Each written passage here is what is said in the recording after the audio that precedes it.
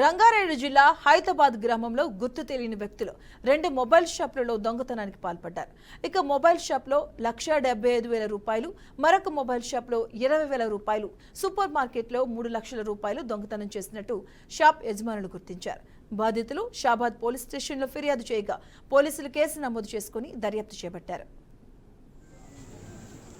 Community పర్పస్లో ఒక 2 cameras 4 camera మంచి పెట్టుకుంటే చాలా ఎక్కువ అవసరం కమ్యూనిటీ బాగా మెయిన్గా మా బాధ్యత ఏది అఫెన్స్ జరగద్దు జరిగినా దొరకాలి రాత్రిపూట జరగకుండా ప్రివెన్షన్ కోసమని మా పెట్రోల్ తిరుగుతుంది మీరు భాగంగా ఒకరిని ఆ గుర్కానే ఉంటారు కదా ఆ టైం ఒకరు సెక్యూరిటీ పెట్టుకుంటే బాగుంటుంది. అట్లాంటిది అన్నోన్ పడుతుంది కాబట్టి ఇబ్బంది ఉంటుంది.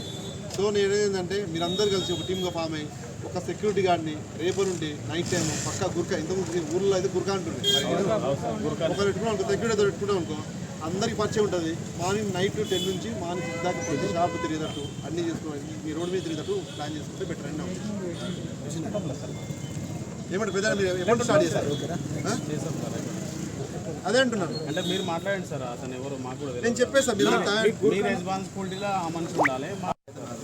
మీరందరూ ఒక టీమ్గా ఫామ్ అయ్యి సీసీటీవీ కెమెరా వాస్తవానికి కూడా హైదరాబాద్లో ఎక్సలెంట్ కెమెరా బాగా వెహికల్ నెంబర్